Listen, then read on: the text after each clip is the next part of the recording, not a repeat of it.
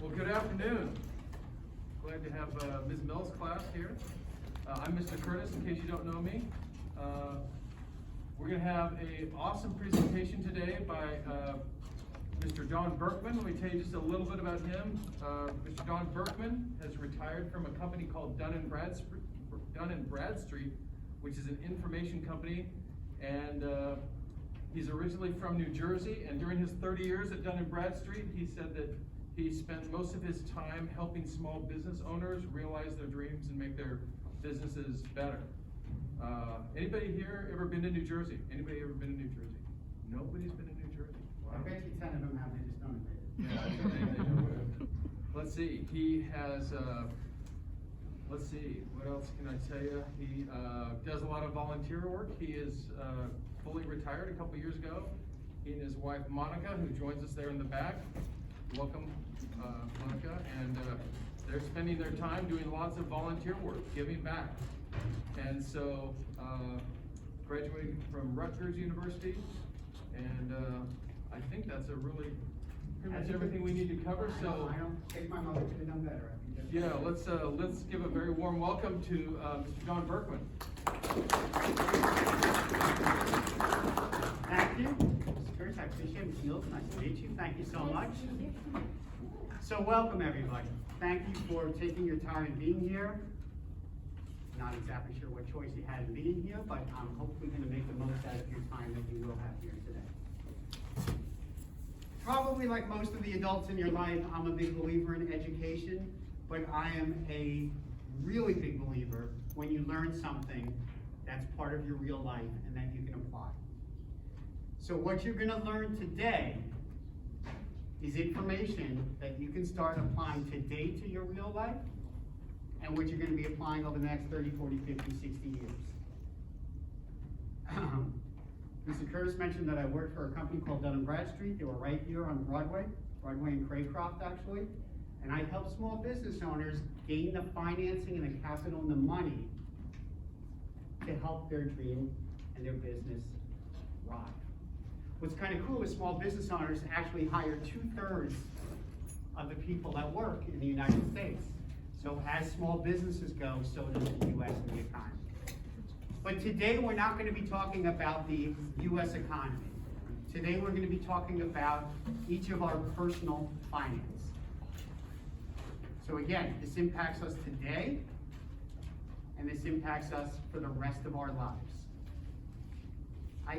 This may be one of the rare classes or the rare times where someone can stand up here and guarantee you that the information we go over today is going to be relevant to you and relevant to your life. It's already relevant to you with your families. Okay.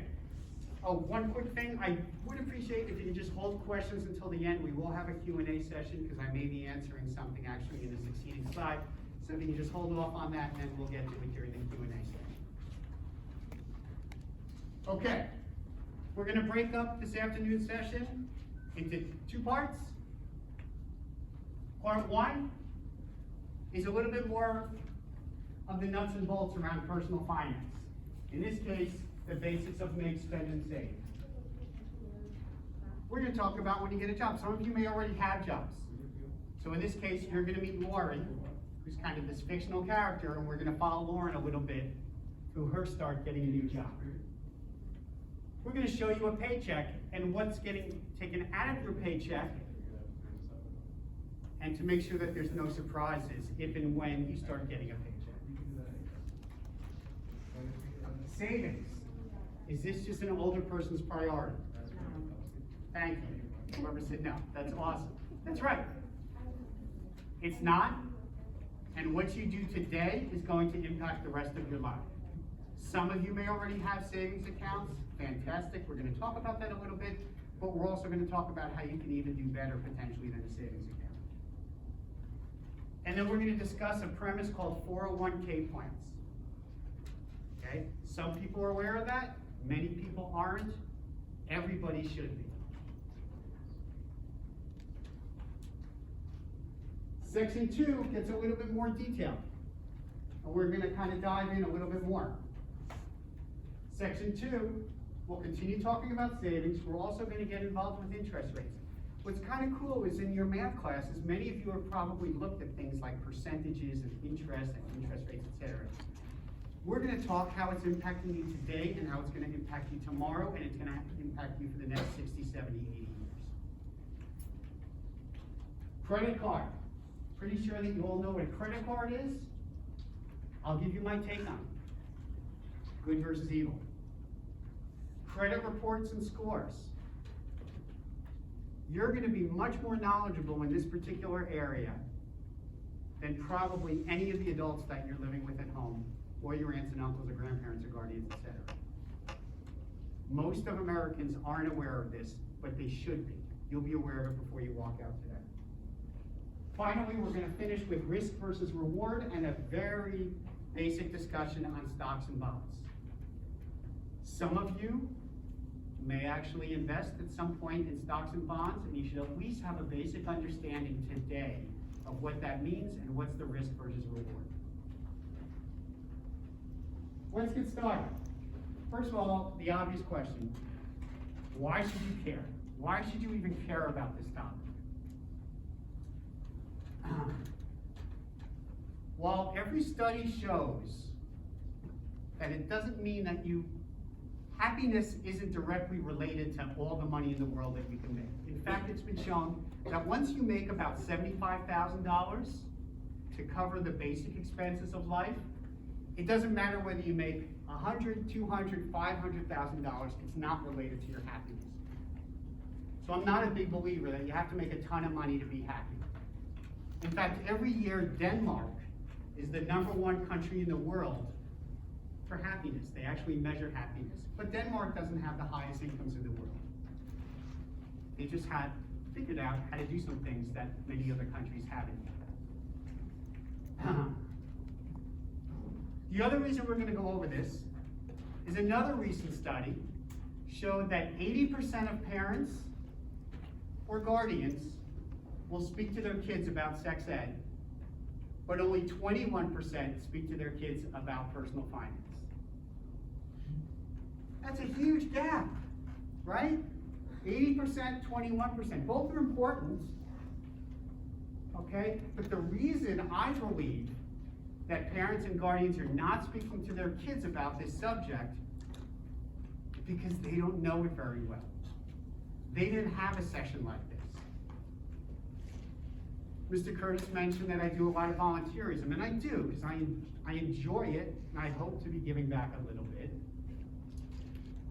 But I'm here today because my parents took the time, they were part of the 21% when I was 17 and 16 and 20 and 21, and actually reviewed this type of information with me. So I kind of feel good about that, and I appreciate that my parents did that. But less than half the states in the United States actually require any kind of personal finance courses. So that's why I'm kind of doing this when I can. Most of the last 2 years I've been doing it via Zoom. I'm so thrilled that yesterday and today are the first time I can actually come into a school and do it in person. So I'm kind of jazzed about that, and I really like that.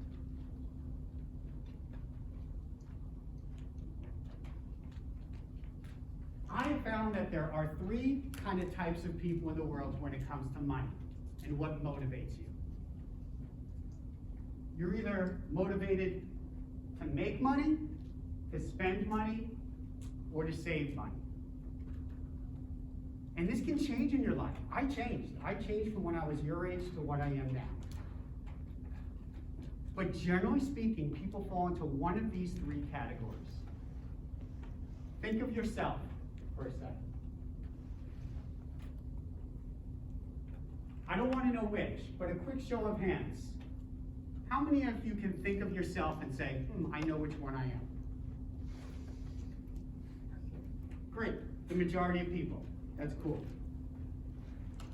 If you haven't thought about that yet, I actually suggest that you do that, because self-awareness when it comes to money is super important, and you're going to see that kind of weaved in through the whole discussion today. Why else do we talk about personal finance? Because money issues are one of the top 2 reasons why relationships break up. So this isn't just about, am I going to have a big bank account I'm 60 years old. This is about the relationships that you have today and moving forward. And it often comes down to this.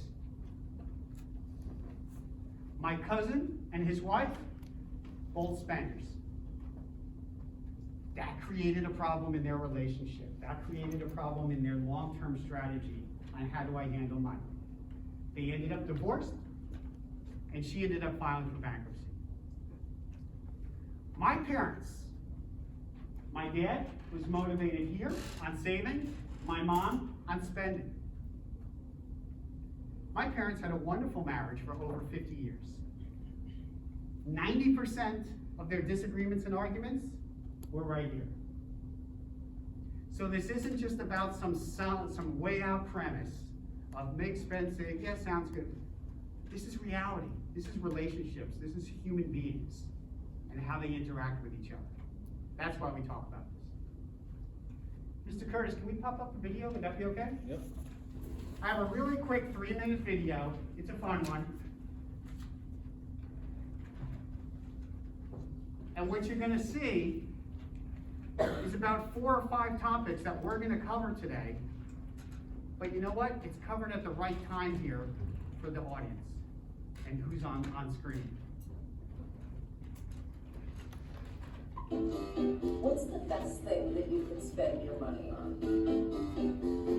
Candy? No. You know what money is? Yeah.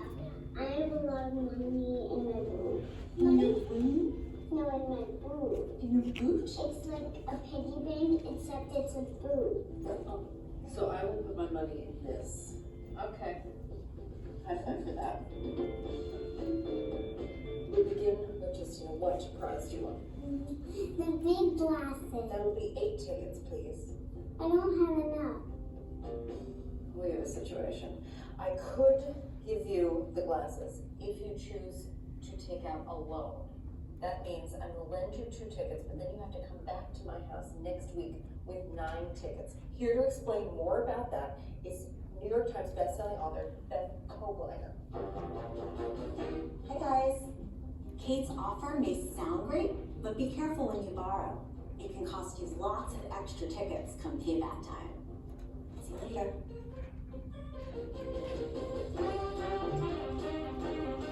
What do you want to be when you grow up? Everyone's got an I idea. want to be a meteorologist. TV or radio, what do you think? And TV. She wants to be on camera. One of my friends, when she grows up, she wants to be a gadgetator. Do you know how little mommy birds, they swallow the food first and then they give some to their babies? That's what my friend wants to do when she grows up. She wants to be a gadgetator. I wonder if that's a BFA or just a BA. What is a credit card? It spends money. You really slide it in this machine when you buy stuff. You hold it with your 2 fingers and whoop, like this. No, like that. No, like this. Whoop. No, like this. We want to get pizza. I know you want to get pizza. We will have pizza so soon. We just have to talk about one thing. Would you rather eat 1 bite of pizza now or a whole slice later? Before you answer, here is Beth Kobliner. Waiting is an important skill. When you wait, you can save up for something you really want, like a slice of pizza.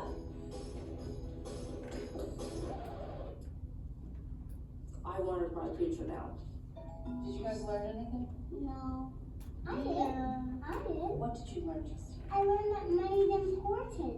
Wait, actually, I learned that money is important too. I learned that money is actually very good to spend on stuff. Steph. They got it.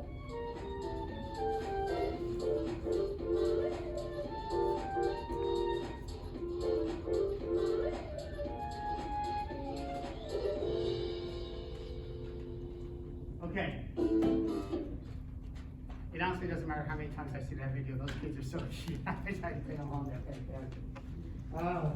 So what was kind of cool about that is those kids were 6 and 7 years old, and there was 4 or 5 money concepts that were discussed in that video, that were captured on that last slide, that we don't talk about these days.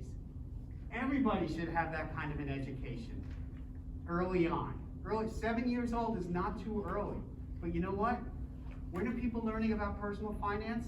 Sometimes it's the first time that they get a collection call because they're not paying their bills. And that affects your life. That's the first time people are learning about personal finance. That is a real problem. That's why we're here today. Okay, so we are going to dive in, and we're going to meet Lauren. So Lauren goes by the pronouns she, her, and hers, and she's newly employed. Congratulations, Lauren. She just got a job as a copy editor that pays $36,000 a year. First thing you should know is that most employers will pay their employees either every other week or twice per month. That should be your expectation. My son gets paid once a month. That's difficult. He's got to make that money last a full month until he gets his next pay. That's hard. Your expectation should be every other week or twice per month. In this case, Lauren gets paid twice per month. So $36,000 per year, $3,000 per month, $1,500 per paycheck. So Lauren's feeling pretty good. All right, $1,500 a paycheck. I can deal with that. I can get some nice things with that. I can maybe save a little bit with that. But where Lauren gets disappointed and shocked is because she's not getting $1,500 by the time it hits her bank. Let's see why. This is going to be hard for some of you folks in the back. I will try to read it as much as I can. This is a typical pay stub. This is a paycheck. Up top, you just have some basic information, the name and the time period for the pay, the average, or the hourly rate, etc. Here is the $1,500. This is what Lauren was expecting to get. However, here's that big but. First one, bang. $250 comes right out of her paycheck to the federal government. Washington, D.C. needs their money to run the country. Same thing for the state of Arizona.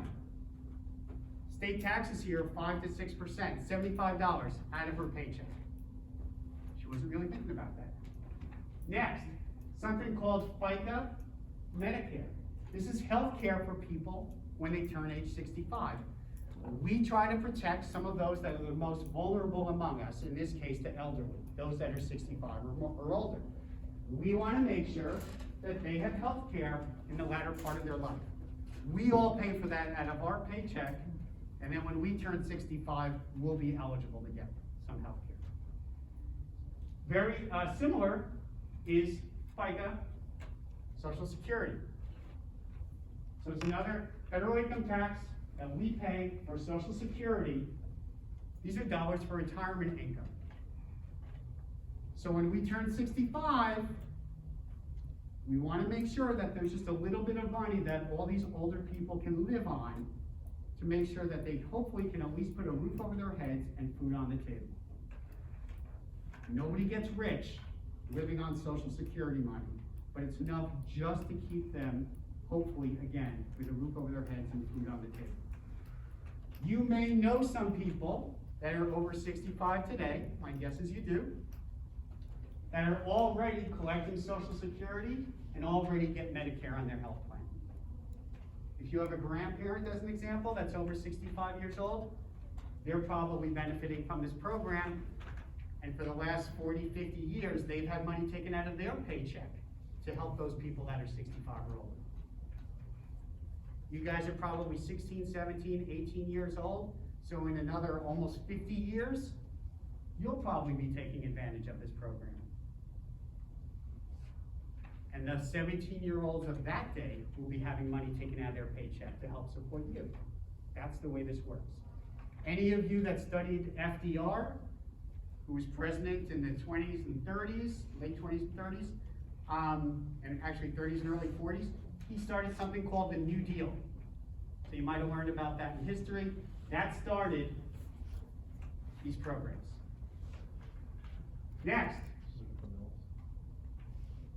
unemployed, SUI, state unemployment insurance.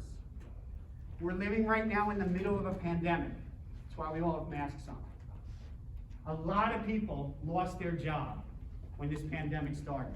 Many people have since regained a job, which is fantastic. There's still a lot of people out of work. Okay? Unemployment insurance is to give some money to people while they're unemployed to help bridge them over until they get their next job.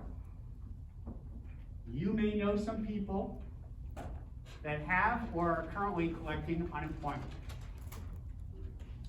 Okay? This is another way where we try to protect our fellow citizens when they're in a rough time. Next, Lauren signs up for her medical plan. So Lauren's not 65 years old, but her employer offers a health care plan. So if Lauren gets sick, she goes to the doctor. If she wants to go for a checkup and a physical, etc., Lauren has health care coverage, save for her teeth when it comes to dental coverage.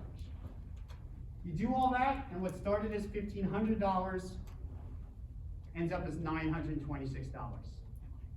It's a bit of an eye-opener, okay? So if and when you get your first paycheck or your next paycheck, take a look at these things. This is what's being removed out. You should know where all your dollars go to. Don't roll the dice and let other people always decide.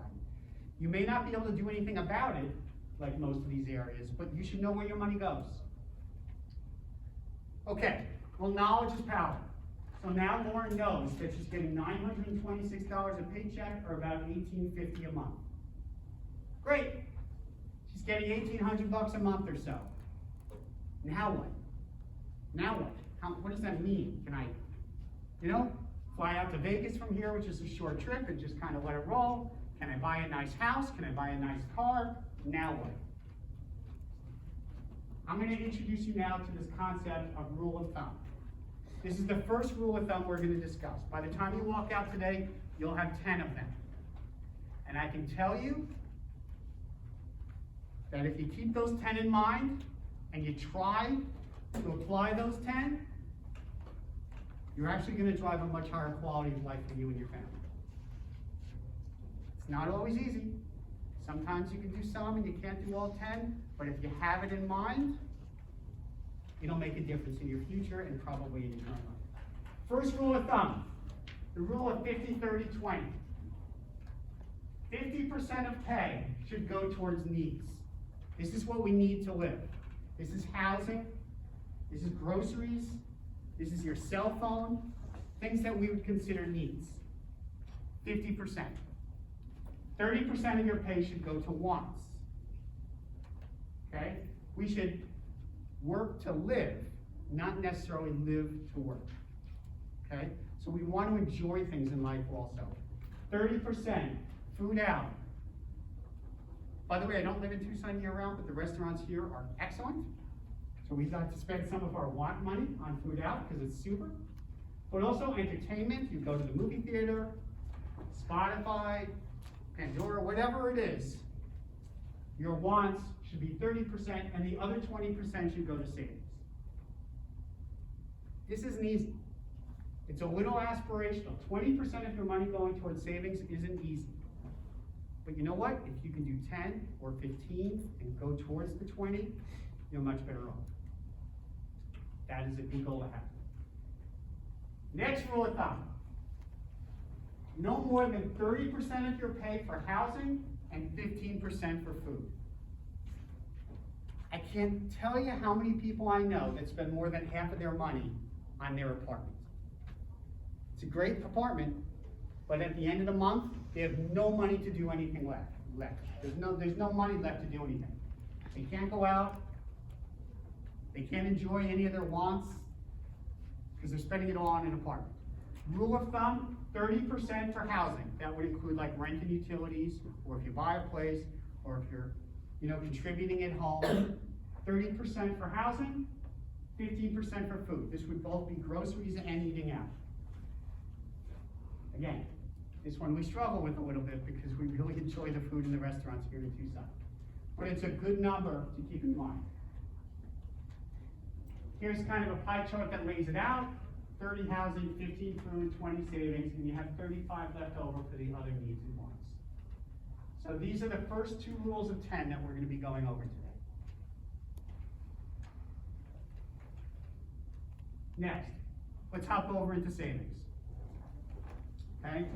Next rule of thumb. Automate a deposit for savings. What's really cool for you guys is you have things at your fingertips that I never had. So when I was your age and I had my first job, I literally had to go to the bank, that big building, take money out of one account, and then put it over in another account to try to get my savings built. There's so many apps right now that you guys can download, and I've listed a few of them, that can automate that so you never have to do anything manually. And I don't care if it's $5 a month, which is a latte at Starbucks. I don't care if it's $5 a month. Try to start automating some kind of savings today, because you can always increase it. And when you build a good habit today, it's only going to help you in the future.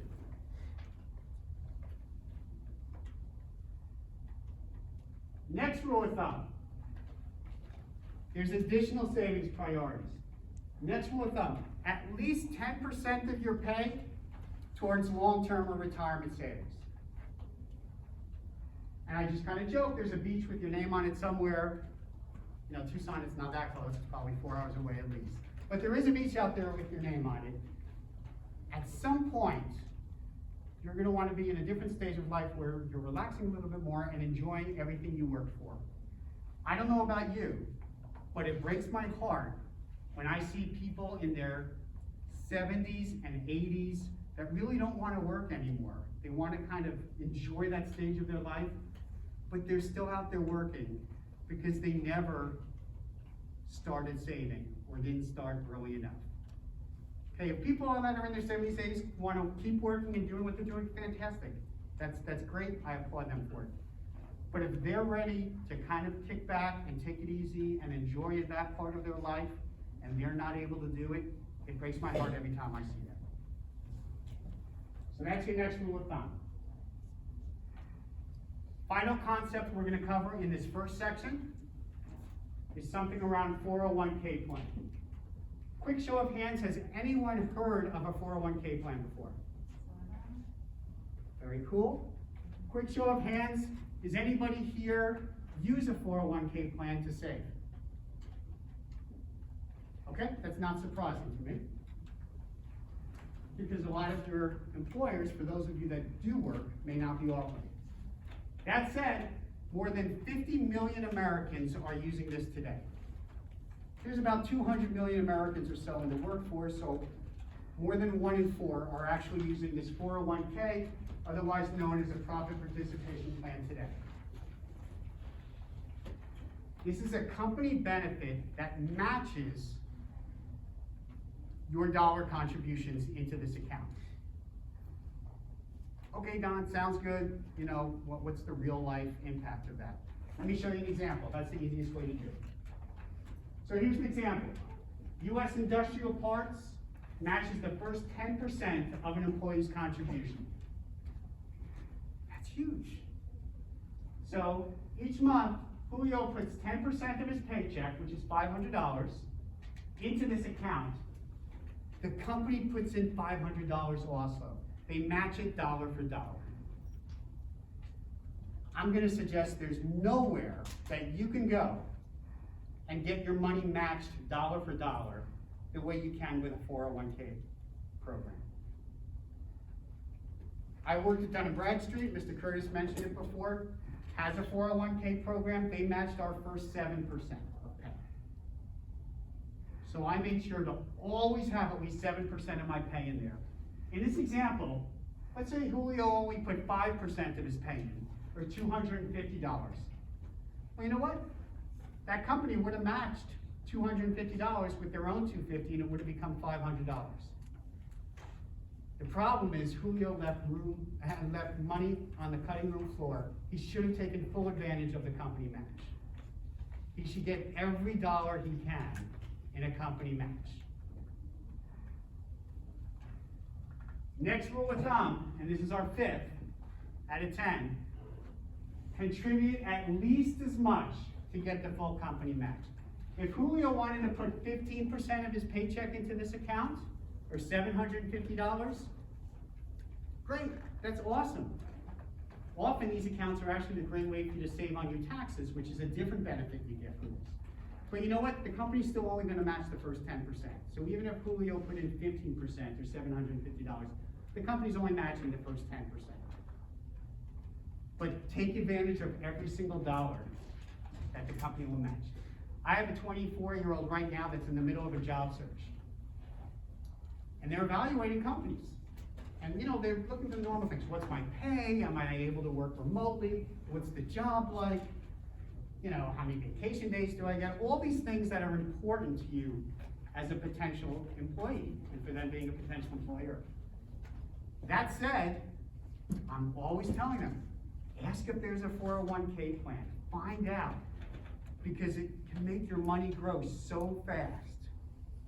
It's a really important benefit that you should be looking for. And I suggest when you're looking for jobs, you ask the company, do you have a 401k plan? They may say no, and that's okay, but you gotta ask. I had one gentleman in one of the prior sessions from yesterday raise his hand and said, listen, I'm doing work at Walmart. Do you think they have a plan? I'm like, I bet they do. Most people don't even ask or don't know, or many people I should say, don't even know if their employer offers this. Take full advantage of it. When I started Dun & Bradstreet, I was 23 years old. It was my first job. It's one of the things I asked, do you have a 401k plan? They said, yes, we match 7% of your salary. I'm like, great, thank you very much. From day one, wasn't always easy, I get it, but from day one, I always made sure to put in at least 7% because I wanted to get that company matched, and then it really grows.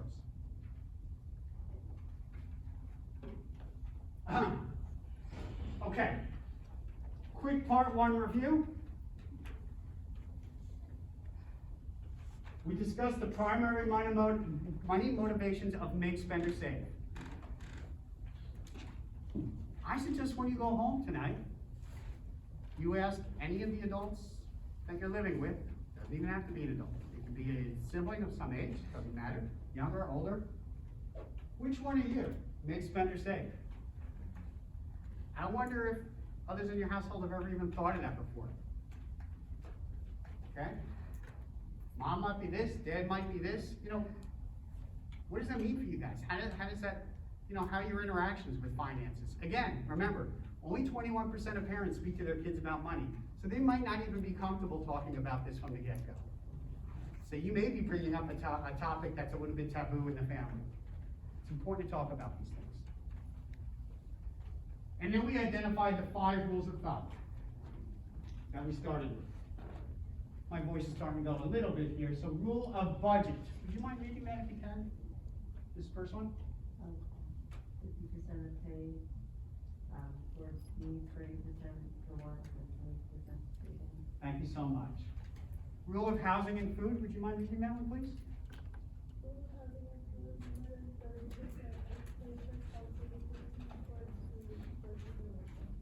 Great. Rule of automatic savings. Would you mind taking that one?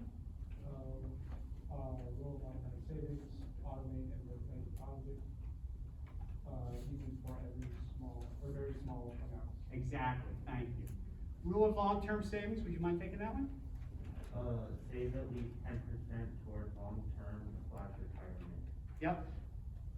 And I get it, by the way, that you're 16, 17 years old, and long-term and retirement seems like eons from now.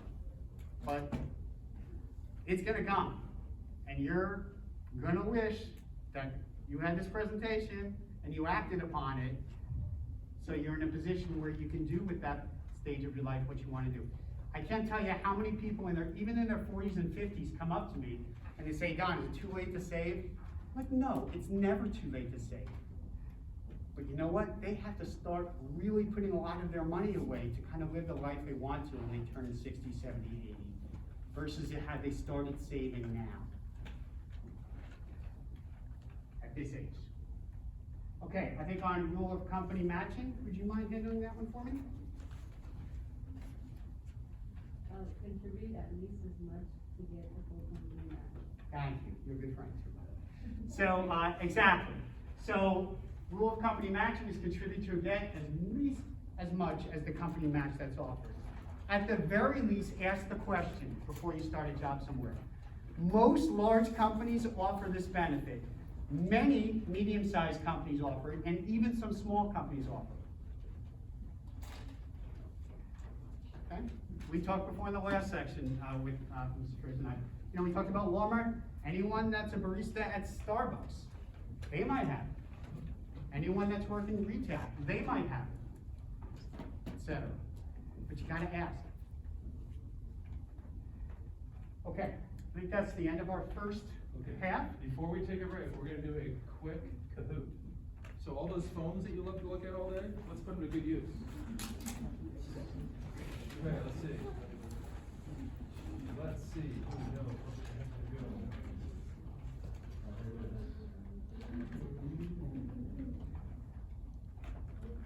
Let's see who's paying attention.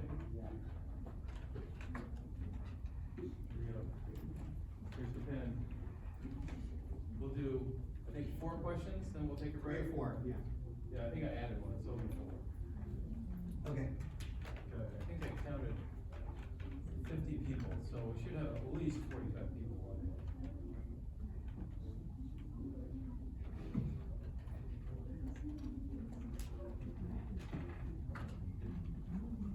No phone? There we go. All right. Thank you for participating. This is just 4 questions. And we'll take a break.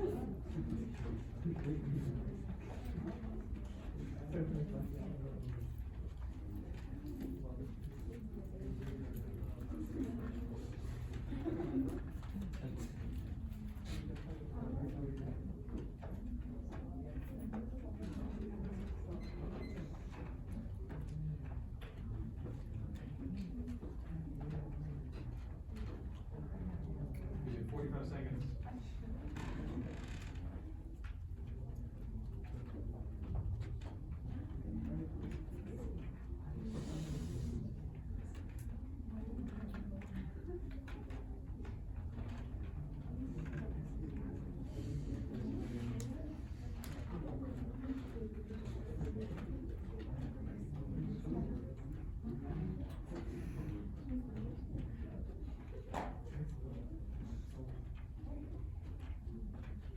Seconds.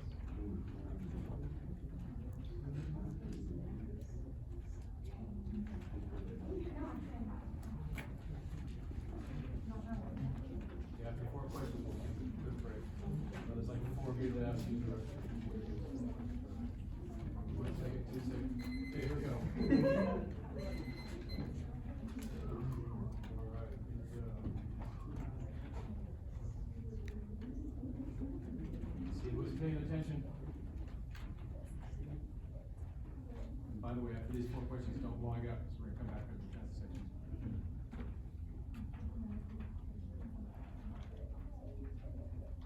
How much do you words wants?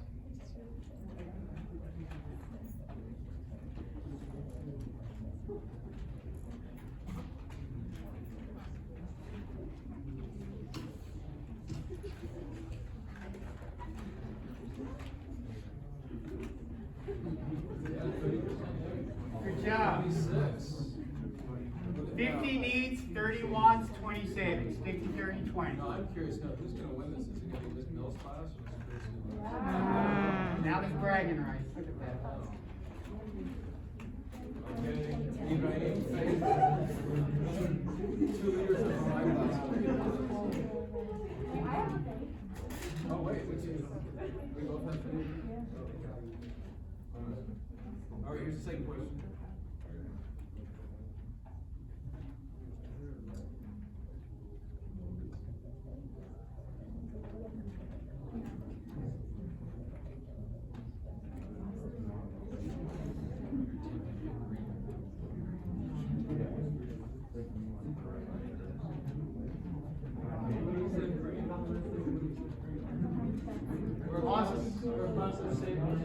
Just like the last group. Last group also was mostly savers. That's fantastic that you guys have been. There's not a right or wrong answer here. Green is someone voted for. Top 2. Great. Here we go.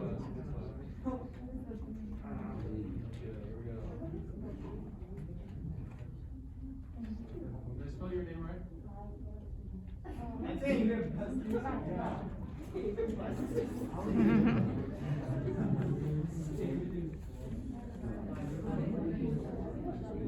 don't know if I know this one.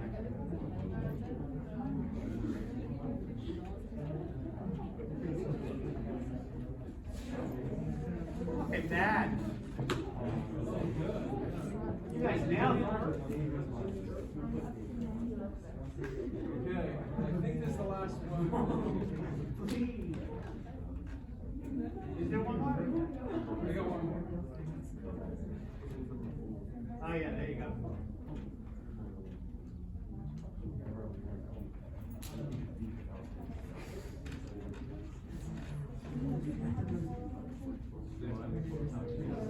There's something called 403B, which is very simple. You know your 403Bs? Yeah, my wife was a thief. Yeah. So it's almost the same. Okay. Oh, 100%. Look at that. Nice. Okay. You guys let's are see. awesome.